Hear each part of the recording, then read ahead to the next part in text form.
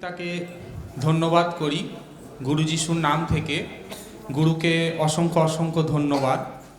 উপস্থিত সকল রাজদূত সন্তানকে এবং উপস্থিত সকল শিক্ষক শিক্ষিকাকে আমার নমস্কার।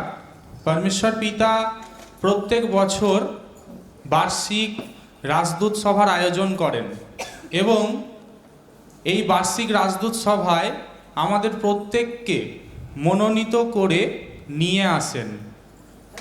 নিয়ে এসে আমাদের প্রয়োজনীয় শিক্ষা দ্বারা আমাদেরকে উত্তপ্ত করেন, যেটা পরমেশ্বর পিতা সকাল 11টা-12টা থেকে এত সময় তিনার শিক্ষা দ্বারা, ইচ্ছা দ্বারা, ভজন দ্বারা আমাদের প্রত্যেককে উৎসাহিত করলেন। আমরা উৎসাহিত হচ্ছি না নিরুৎসাহ হয়ে যাচ্ছি? গত 1 মাস আগে রাজদূত সভা হয়েছে, আপনারা দেখেছেন নিশ্চয়। সেই রাজদূত সভায় অনেক রাজদূত সন্তান এসেছিল, অনেক লিডার্স এসেছিল এবং ফিরে যখন যায় তারা অনেক শিক্ষা নিয়ে তারা ফিরে গিয়েছিল।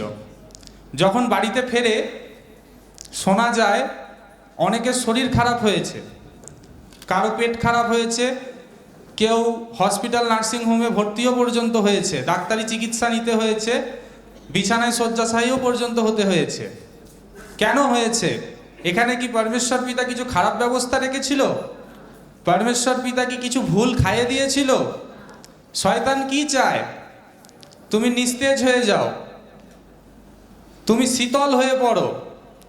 আমরা যদি পবিত্র শাস্ত্র দেখি, যখনই আমাদের দ্বারা ঈশ্বরের কর্ম হওয়ার থাকে ঠিক তার আগে পরমেশ্বর পিতার পথে বাধা সৃষ্টি করার জন্য, আমাদের দৌড়কে, আমাদের গতিকে কমানোর জন্য শয়তান আমাদের সামনে একটা পাঁচিল তৈরি করে।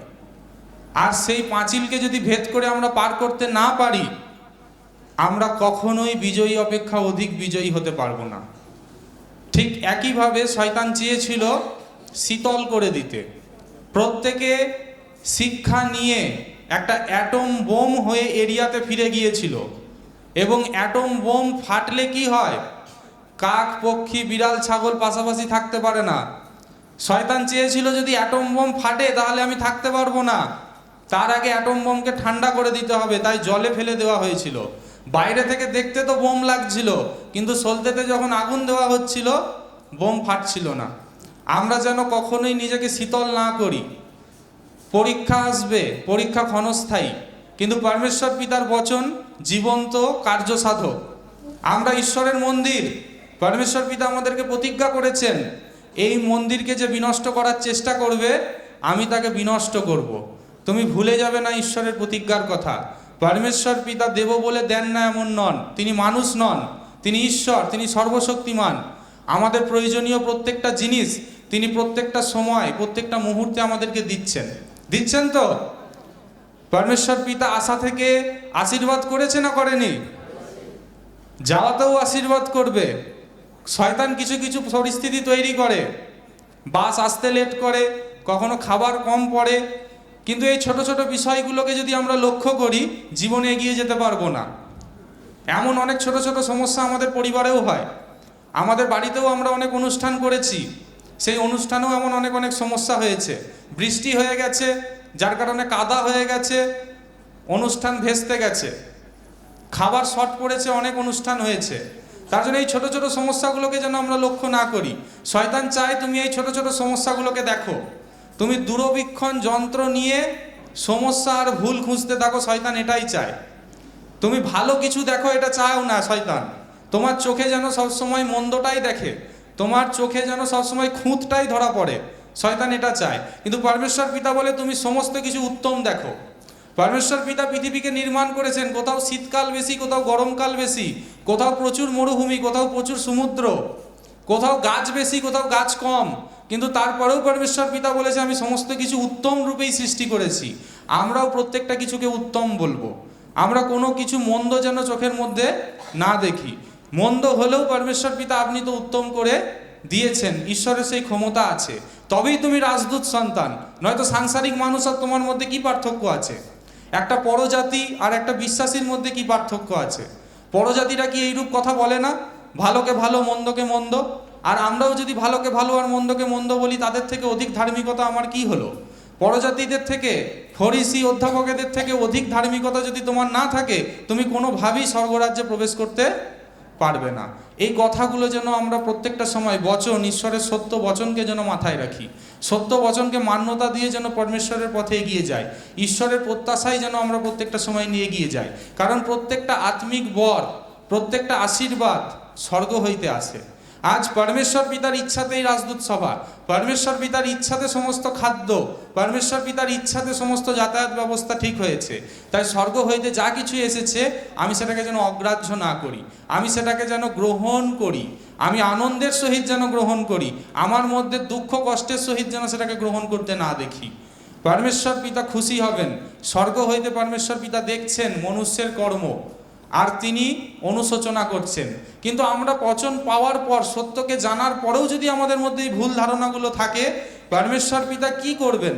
তিনি তো অধিক অনুশোচনা করবেন, অধিক দুঃখিত হবেন যে জিনার কাছে আমি আমার সমস্ত সত্যকে, সমস্ত শিক্ষাকে প্রকাশ করেছি, সত্যের তত্ত্বজ্ঞানকে প্রকাশ করেছি, সেই সন্তানের কাছে, আমাদের কাছে ঈশ্বরের আশা অনেক। পরমেশ্বর পিতা আমাদের কাছে একটি কলসীয় জনের থেকে বেশি আশা করে। আমরা যেমন আমার বড় ছেলের থেকে বেশি আশা করি ছোট ছেলের তুলনায়, ঠিক একইভাবে কলসীয় জলের তুলনায় পরমেশ্বর পিতা রাজদূত সন্তানের কাছে অনেক বেশি প্রত্যাশা রাখে, অনেক বেশি আশা রাখে যে আমরা অনেক বেশি পরিশ্রম করব, আমরা সুসমাচার প্রচারে এগিয়ে যাব, আমরা একজন দুস্থ অসহায় মানুষের পাশে দাঁড়াবো, পরিচর্যা কর্মে নিজেকে এগিয়ে রাখবো। পরমেশ্বর পিতার প্রতি পরিশ্রমে যেন কখনো ক্ষান্ত না হই। কারণ একজন রাজদূত নিজেকে সম্পূর্ণরূপে যদি গঠন করতে চায়, তাকে দুজন ব্যক্তির জীবনী তো খুব ভালোভাবে পড়তে হবে। এক পৌল আর দুজন, দ্বিতীয় নম্বর এলিও। এলিওর কথা হয়তো আমরা প্রত্যেকেই শুনেছি তো। এলিও একজন ভাববাদী ছিল। আর এলিও ভাববাদীর কি কাজ ছিল? ঈশ্বর ব্যতীত অন্য কোনো দেবতা তোমার সম্মুখে না থাকুক, এটা প্রচার করত। ইসরায়েল ছিল দাউদের নগরী, সলোমনের নগরী। সলোমনের মৃত্যুর পর ইসরায়েল দুভাগে বিভক্ত হয়ে যায়। ইসরায়েলের 12টা গোষ্ঠীর মধ্যে 10টা গোষ্ঠী আলাদা হয়ে যায়, আর 2টো গোষ্ঠী আলাদা হয়ে যায়। ঈশ্বরের সদাপ্রভুর সেবা বন্ধ করে মূর্তির সেবা শুরু করে। আর এলিওর প্রচার একটাই ছিল, সদাপ্রভু ব্যতীত অন্য কোনো ঈশ্বর তোমার সম্মুখে না থাকুক। আর এই প্রচার করতে গিয়ে তাকে প্রচুর বাধার সম্মুখীন হতে হয়েছে, তাকে প্রচুর পরীক্ষা, প্রচুর কষ্ট, তাড়নার সম্মুখীন করতে হয়েছে। এবং একজন রাজদূত হিসাবে যদি নিজেকে গঠন করতে চায়, এলিওকে পরমেশ্বর পিতা কিভাবে শিখাতো? এলিও যখন ভেঙে পড়তো, এলিও যখন মন খারাপ করত, এলিওর মনে যখন দুশ্চিন্তা আসতো, আমাদের মনেও দুশ্চিন্তা আসে, আমাদের মনও খারাপ হয়। আমরাও ঘরে গিয়ে একা ভাবি কিভাবে ঈশ্বরের কর্ম করব। পাড়ার লোক বলেছে বন্ধ করে দেব, প্রতিবেশী তাড়না করেছে, আত্মীয় নেমন্তন্ন করা বন্ধ করে দিয়েছে, ফোন করা বন্ধ করে দিয়েছে, ছেলে মেয়ে পড়তে গেলে, স্কুলে গেলে তাকে অনেক রকম কথা বলে, স্বামীর বন্ধুরা স্বামীকে অনেক রকম খোঁটা দেয়। কিভাবে ঈশ্বরের কর্ম করব, কেমনভাবে করব? আমরা মন থেকে ভেঙে পড়ি, আমাদের মধ্যে নিরুৎসাহ ভাব আসে, আমরা শীতল হয়ে যাই, আমাদের 9টা বরদান আছে আমরা ভুলে যাই, আত্মা যে সুবুদ্ধির, সাহসের, প্রেমের আমরা ভুলে যাই, মার্কের 16-17, মার্কের 11-22-এর আশীর্বাদ আমাদের সাথে আছে আমরা ভুলে যাই। আর ঠিক সেই সময় পরমেশ্বর পিতা আমাদের প্রত্যেককেই পথপ্রদর্শকের দ্বারা উৎসাহিত করেন। সেই সময় এলিয়ের পথপ্রদর্শক কে ছিল? স্বয়ং ঈশ্বর। স্বয়ং ঈশ্বর সদাপ্রভু এলিয়ের সঙ্গে কথা বলতো। আর এমনই একটা পরিস্থিতি এসেছিল, এলিও যখন সেই ভাববাদীদেরকে হত্যা করেছিল, আমরা প্রত্যেকে সেই বিষয়টা শিখেছি বা আগেও বচনটা জানি যে প্রচুর জল ঢেলে দেওয়া হয়েছিল আর বলা হয়েছিল আগুন, যার যজ্ঞতে আগুন ধরবে তার ঈশ্বর আছে। তারপর এলিও কি করেছিল? ধরে ধরে সমস্ত ভাববাদীকে হত্যা করেছিল। তো হত্যা করার পর এলিয়ের পেছনেও অনেক সৈন্যবাহিনী পড়ে এলিওকে হত্যা করার জন্য, যে যত সময় না এলিয়ের হত্যা হচ্ছে রাজা কোনো কিছুই কাজ করবে না। তখন পরমেশ্বর পিতা এলিওকে উৎসাহিত করে, যেটা রাজাবলীর বচনে লেখা আছে 19-এ, পড়লে আমরা বুঝতে পারবো।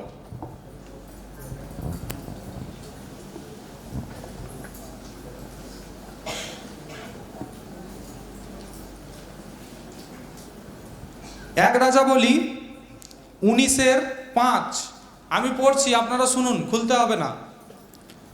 পরে তিনি এক রোতম বৃক্ষের তলে শয়ন করিয়া নিদ্রা গেলেন।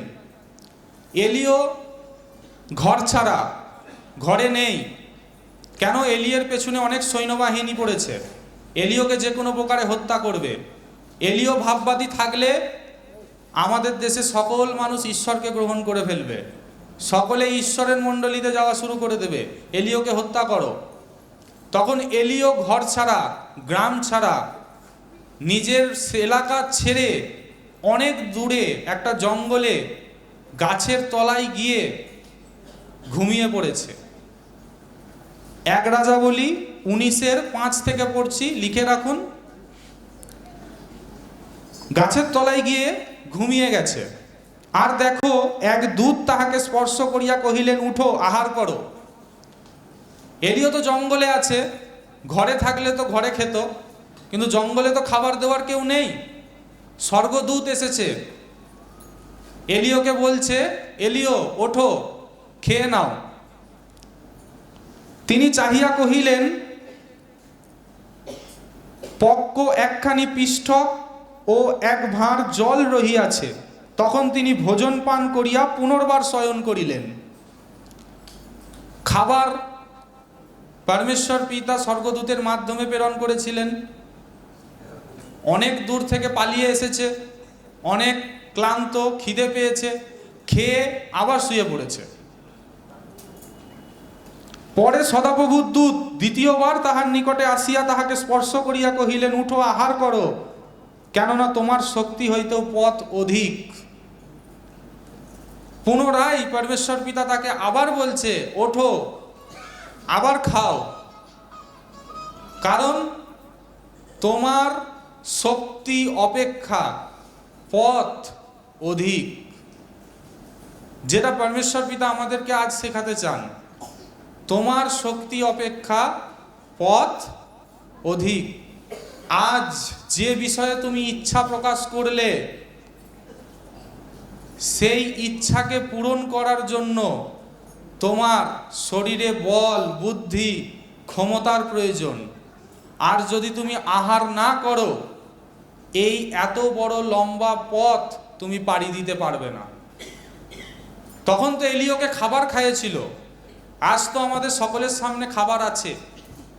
পরমেশ্বর পিতা প্রত্যেক এরিয়াতেই রাজদূত সভা হয়, প্রত্যেক এরিয়াতে লিডার মিটিং হয়, প্রত্যেক মাসে লিডার মিটিং হয়, কিন্তু বার্ষিক রাজদূত সভায় পরমেশ্বর পিতা আমাদেরকে উপস্থিত করিয়েছেন আহার করানোর জন্য, বাক্য বচনকে খাওয়ানোর জন্য। কারণ আমরা যে বিষয়ে প্রতিনিয়ত আমাদের ওষ্ঠা দ্বারে, আমাদের জিহ্বা দ্বারা ঈশ্বরের উদ্দেশ্যে ইচ্ছা প্রকাশ করছি, পরমেশ্বর পিতা জানেন এই ইচ্ছাকে পূর্ণ করতে গেলে তোমার শরীরে অনেক ক্ষমতার প্রয়োজন, তোমার শরীরে তোমাকে অনেক পরিশ্রম করতে হবে। কারণ এই পথ দুর্গম, বচনে লেখা আছে তো। এই পথ কি সহজ? সহজ সরল, কোনো সিগন্যাল নেই, কোনো জ্যাম নেই, পুলিশ ধরবে না। এই পথে প্রচুর বাধা, দুর্গম, অন্ধকার, পাহাড়ি এলাকা, প্রত্যেকটা পদে পদে শয়তান তোমার জন্য কোনো না কোনো পরিস্থিতিকে দাঁড় করিয়ে রেখেছে। আর আজ যদি এই রাজদূত সভায় উপস্থিত হয়ে তুমি প্রত্যেকটা শিক্ষাকে না গ্রহণ করো, তুমি এত বড় পথ পাড়ি দিতে পারবে না। তুমি যে ইচ্ছা প্রকাশ 2026 সালে রাজদূত সভায় করলে, 2027 সালে এসেও সেই একই ইচ্ছা তুমি পুরো প্রকাশ করবে, সম্পূর্ণ হবে না। কারণ সম্পূর্ণ করার মতো শরীরে ক্ষমতা তোমার নেই, কারণ তুমি আহার করনি। পরমেশ্বর পিতার কাছে প্রত্যেকটা মুহূর্তে আমরা যেন জ্ঞান যাচ্ছা করি, সলোমনের ন্যায় বুদ্ধি যাচ্ছা করি। ধন, ঐশ্বর্য, মান, ছেলের জন্য চাকরি, স্বামীর ব্যবসার উন্নতি, এই সকল দ্বারা তুমি তোমার আত্মিক ইচ্ছাকে পূর্ণ করতে পারবে না। আত্মিক ইচ্ছাকে পূর্ণ করার জন্য আত্মিক জ্ঞান, আত্মিক বল, আত্মিক বুদ্ধির প্রয়োজন। তাই প্রত্যেকটা মুহূর্তে পরমেশ্বর পিতার সঙ্গে যুক্ত থাকা, ঈশ্বরের কাছে অন্য ভাষার মাধ্যমে জ্ঞানকে যাচ্ছা করা, যেন পরমেশ্বর পিতা তোমাকে জ্ঞানই করেন। তোমার হস্তকে এতটাই আশীর্বাদ যুক্ত করেন যে রোগগ্রস্ত মানুষ, ভূতগ্রস্ত মানুষ তোমার সংস্পর্শে আসলে সে পবিত্র হতে পারে, সে নিষ্কলঙ্ক হতে পারে। কখনো এই বিষয়টাকে, এই ক্ষমতাটাকে আমরা ভেবে দেখি না যে পরমেশ্বর পিতা তো আমাকে এতটা ক্ষমতা দিয়েছেন যে আমার সংস্পর্শে আসলে মানুষ পবিত্র হবে, আমার সংস্পর্শে থাকলে মানুষ নিষ্কলঙ্ক হবে। যদি না হয়, কেন হচ্ছে না? পরমেশ্বর পিতার কাছে যাচ্ছা করো, জানতে চাও কার ভুল, আমার ভুল না সেই ব্যক্তির অবিশ্বাস। ভয়, চিন্তা, সন্দেহ, নাকারাত্মক বিশ্বাস কার আছে? আমার আছে না আমার সামনে যে ব্যক্তি দাঁড়িয়ে আছে তার আছে? পরমেশ্বর পিতার কাছে প্রার্থনা করার সাথে সাথেই তো পরমেশ্বর পিতা আমেন করে দেয়, কিন্তু তারপরেও কেন হচ্ছে না? এই বিষয়গুলোকে যেন আমরা আহার করি, কারণ পথ অনেক বড়। পরমেশ্বর পিতার কাছে যখন আমরা ইচ্ছা প্রকাশ করেছিলাম যে পরমেশ্বর পিতা, আমরা আপনার সেবা কর্মের জন্য একটি বৃদ্ধাশ্রম নির্মাণ করতে চাই 2025 সালে, এবং আপনারা প্রত্যেকেই অবগত আছেন সেই বিষয়ে। কিন্তু বৃদ্ধাশ্রম নির্মাণ করতে গেলে তো একটা জায়গার প্রয়োজন, জায়গা লাগবে। জায়গা তো অনেক দেখা চলছে, 2025 সালের কথা বলছি, জায়গা অনেক দেখা চলছে। যখন যারা জায়গার দালালি করে, জায়গা কেনা বেচা করে, তাদেরকে গিয়ে বললাম যে আমার একটা জায়গার প্রয়োজন, এতটা জায়গার প্রয়োজন। কেউ আমার সাধ্যের মধ্যে বা আমাদের সংস্থার সাধ্যের মধ্যে কোনো জায়গা আছে বলে বলতে পারলো না। কেউ বলল 50 লক্ষ টাকা দাম পড়ে যাবে, কেউ বলল 70-80 লক্ষ টাকা দাম পড়ে যাবে, কেউ বলল হ্যাঁ এত টাকা দাম পড়বে কিন্তু এখন বিক্রি করব না, পরে বিক্রি করব। পরমেশ্বর পিতার কাছে প্রতিনিয়তই প্রার্থনা প্রত্যেকের আছে যে পিতা আপনার কর্মের জন্য জায়গা আপনি দেখিয়ে দিন। যখন একটা জায়গা আমাদের সাধ্যের মধ্যে পাওয়া গেল যে হ্যাঁ এই জায়গাটা আমাদের সাধ্যের মধ্যে, আমাদের কাজের জন্য উপযোগী, মালিক পক্ষ বলল হ্যাঁ আমরা বিক্রি করব। কিন্তু কিছু সময় পর শয়তানের চালাকি এমনই, মালিক পক্ষের মন ঘুরে যায়, আমরা আর বিক্রয় করব না, এই জায়গার দাম অনেক বাড়ছে, এরপর আরও দাম পাওয়া যাবে, কিছুদিন রেখে দিলে দাম পাওয়া যাবে। তখন তো আমাদের প্রত্যেকের মনের মধ্যেই একটা নিরাশ ভাব আসে, মনের মধ্যে নিরুৎসাহ আসে যে পরমেশ্বর পিতা আপনি আছেন, আপনি সর্বশক্তিমান, আপনি পারেন মন পরিবর্তন করতে। যে ব্যক্তি বিক্রি করব বলেছিল সে বলে দিল বিক্রি করব না। যে বলেছিল হ্যাঁ আমি অ্যাডভান্স করো, আমি তোমাদেরকেই বিক্রি করব, সে কি বলে দিল না আমি করব না। 1 বছর আগের কথা বলছি। কিন্তু তখন পরমেশ্বর পিতার কাছে প্রার্থনা রাখি, মনের মধ্যে তো নিরাশ একটা ভাব ছিল যে যখন হওয়া কাজ হয় না তখন আমাদের প্রত্যেকের মনের মধ্যেই নিরাশ ভাব আসে। ঠিক 2 মাস পর সেই মালিক পক্ষই ফোন করে বলে যে হ্যাঁ আমি তার থেকেও কম দামে তোমাকে ওই জায়গা কি করব, বিক্রয় করব। কিন্তু 2 মাস কোনো না কোনো ভাবে প্রচেষ্টা চালাচ্ছিলাম যে একটা সৎকর্ম করার জন্য জায়গার প্রয়োজন। কিন্তু পরমেশ্বর পিতা যেটা ভেবে রেখেছেন, আমাদের যাচ্ছা চিন্তার অতিরিক্ত কর্ম পরমেশ্বর পিতাই করতে পারে। আমাদের অভিভাবক যে কাজ করতে পারে না, আমাদের জন্মদাতা পিতা মাতা যেটা করতে পারে না, আমাদের সাংসারিক শিক্ষক যেটা করতে পারে না, পরমেশ্বর পিতা আমাদের চিন্তা ভাবনার অতিরিক্ত কি করতে পারেন, সেটা করতে পারেন। তখন রাজি হলে বেশি দামে কিনতে হতো, কিন্তু 2 মাস পর সেই জায়গায় পরমেশ্বর পিতা কিনিয়ে দিলেন আরো কম দামে। কার ভালো হলো? কিন্তু সেই সময় কি মনে হচ্ছিল? হলো না। পরমেশ্বর পিতা সাহায্য করলেন না। পরমেশ্বর পিতা হয়তো আমার দিক থেকে মুখ ফিরিয়ে নিয়েছেন।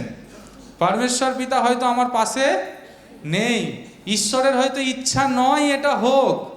আরো হয়তো কত নেগেটিভ চিন্তা মনের মধ্যে এসেছে। কিন্তু পরমেশ্বর পিতা তোমাকে কি করতে চায়? বিজয়ী অপেক্ষা অধিক বিজয়ী করতে চায়। অধিক বিজয়ী হলাম তো আরো কম মূল্যে সেই জায়গা কি করলাম, আমরা কিনতে পারলাম। যখন বলেছিল 1 লক্ষ টাকা দিতে হবে, সেটাই 2 মাস পর 70,000 টাকায় ক্রয় করা গেল। পরমেশ্বর পিতা এই রূপে প্রত্যেকের জীবনেই আশীর্বাদ করবে যদি আমরা ধৈর্য রাখি, যদি আমাদের মধ্যে ধৈর্য থাকে, যদি আমরা স্থির থাকি। যোসেফ কতদিন স্থির ছিল? কোন ছোটবেলায় যোসেফকে স্বপ্ন দিয়েছিল পরমেশ্বর পিতা যে সমস্ত ভাইদের মধ্যে আমি তোমাকে উন্নত করব, তোমার সমস্ত ভাইয়েরা তোমার কাছে নত হবে, তোমার সমস্ত ভাইয়েরা তোমার কাছে জানুপাতিত হবে। আর কত বছর পর সেই স্বপ্ন পূরণ হলো? হয়তো মধ্য বয়স হয়ে গেছে তখন গিয়ে। কিন্তু আমরা পরমেশ্বর পিতার কাছে ইচ্ছা প্রকাশ করি, 1 মাস যদি পর না পূরণ হয় সেই ইচ্ছার কথাই আমরা ভুলে যাই। আমরা আমাদের লক্ষ্য থেকেই দূরে সরে যাই, আবার হয়তো অন্য কোনো লক্ষ্যতে আমরা কাজ করা শুরু করি। কিন্তু না, যদি বাস্তব আন্তরিকতার সহিত সেই ইচ্ছাকে তুমি রেখে থাকো, পূর্ণ কে করবে? পরমেশ্বর পিতা। 2015-16 সাল থেকে রাজদূত সভা দীঘা আর কলকাতাতেই হয়েছে। আমি 2 বার পুরীতে এসেছি, 2021 সালে এসেছি, 2023 সালে এসেছি। এবং যখন এসেছিলাম তখন আমি ভেবেও ছিলাম যে রাজদূত সভা যদি পুরীতে হয় খুবই ভালো হয়, কিন্তু এত দূর কিভাবে হবে? এত দূরে আসলে তো অনেক অর্থও ব্যয় হবে, কিন্তু যদি কলকাতাতে আর দীঘাতে হয় তাতে অর্থ অনেক সাশ্রয় হবে। এর কারণে কিন্তু এখানে পুরীতে হয়নি।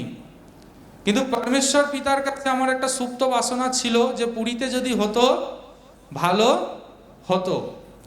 2026 সালে পরমেশ্বর পিতা কি করলেন? সেই ইচ্ছাকে পূর্ণ করলেন। আমরা অধৈর্য যেন না হয়ে পড়ি, আমাদের মধ্যে যে ইচ্ছা মুখ হইতে বেরিয়েছে সেটা ভুলে যেন না যায়। যে মানত আমি করলাম পরমেশ্বর পিতা পূর্ণ করবেন। তুমি স্থির থাকো, তুমি অপেক্ষা করো। তুমি যদি মনে করো যে এটা আমি করব, তার প্রতি তুমি লক্ষ্যে স্থির থাকো, পূর্ণ তো পরমেশ্বর পিতা করবেন। গুরু আমাদের প্রত্যেককে উৎসাহ দেওয়ার জন্য, আমাদের মন রাখার জন্য বা আমাদেরকে খুশি করার জন্য এই বচনটা বলেননি, যেটা লেখা আছে, পড়ছি। যোহন 14:12 কি লেখা আছে? সত্য সত্য আমি তোমাদিগকে কহিতেছি, যে আমাতে বিশ্বাস করে আমি যে সকল কার্য করিতেছি সেও করিবে, এমন কি এই সকল হইতেও বড় বড় কার্য করিবে। আমাদের মন রাখার জন্যই কথা বলেছেন, আমাদেরকে খুশি করার জন্যই কথা বলেছেন, বা আমাদেরকে সন্তুষ্ট করার জন্যই কথা বলেছেন যে এমন কথা বললে এরা খুশি হবে। এলাকায় এখন অনেক মানুষ উপস্থিত হচ্ছে, আমাদেরকে সন্তুষ্ট করার জন্য বলে দিচ্ছে রাস্তা হবে, জল আসবে, বিদ্যুৎ আসবে, ট্রেন লাইন তোমার বাড়ির পাশ দিয়েই হয়ে যাবে, যেন আমরা খুশি খুশি ভোট দিয়ে দিই, তাই তো?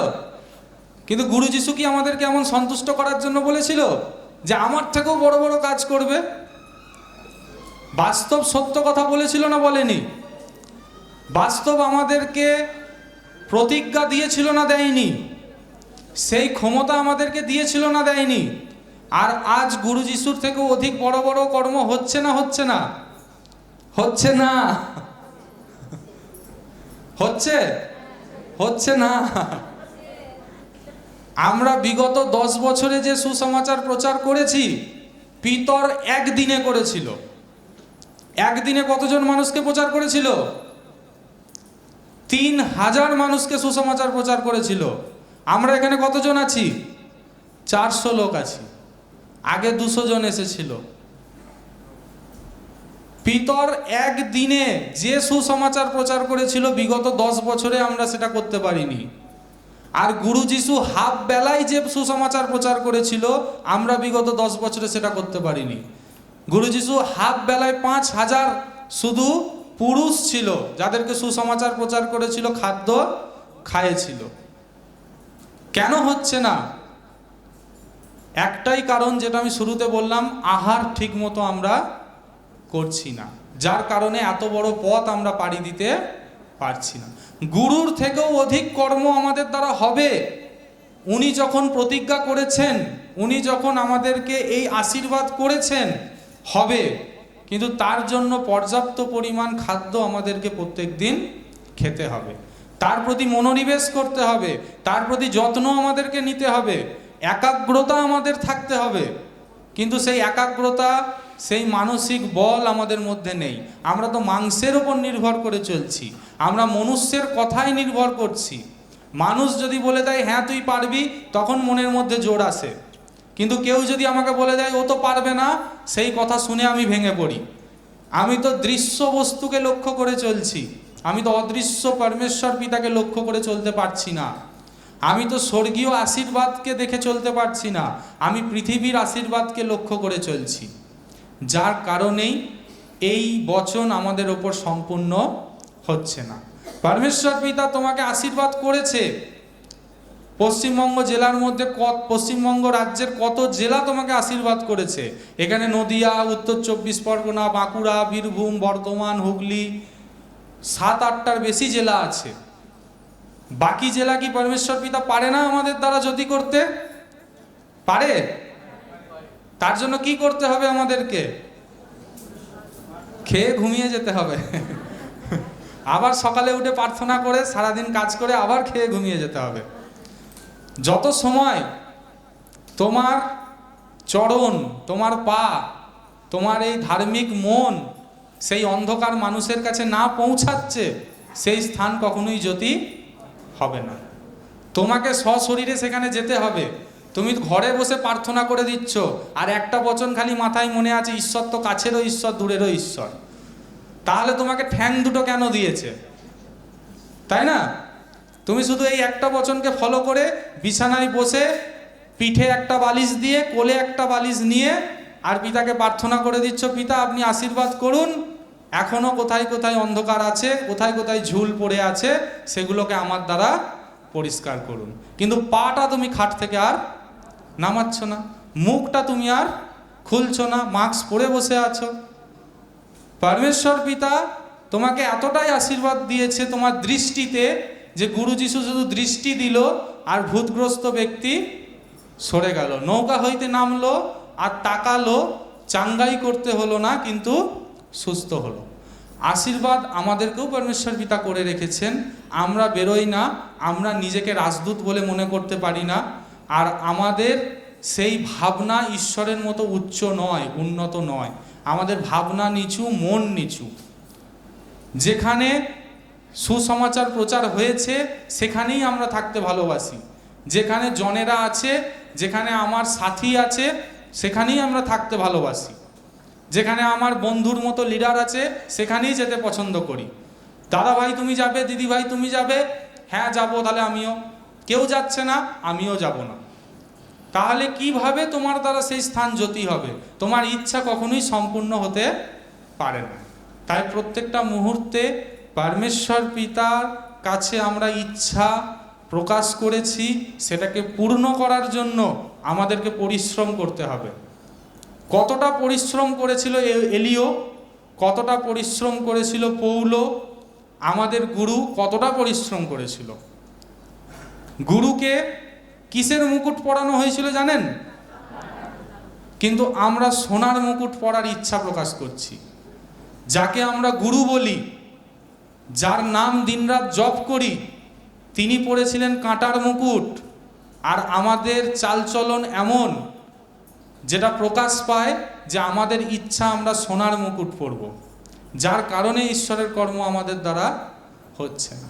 কাঁটার মুকুট, সেই কষ্টকে সহ্য করতে হবে তোমাকে, ক্রুশকে তোমাকে বহন করতে হবে, আরাম ত্যাগ করতে হবে, কমফোর্ট জোন যেটাকে বলা হয়, আরামকে ত্যাগ করতে হবে, তবে পরমেশ্বর পিতা তোমাকে আশীর্বাদ করবে।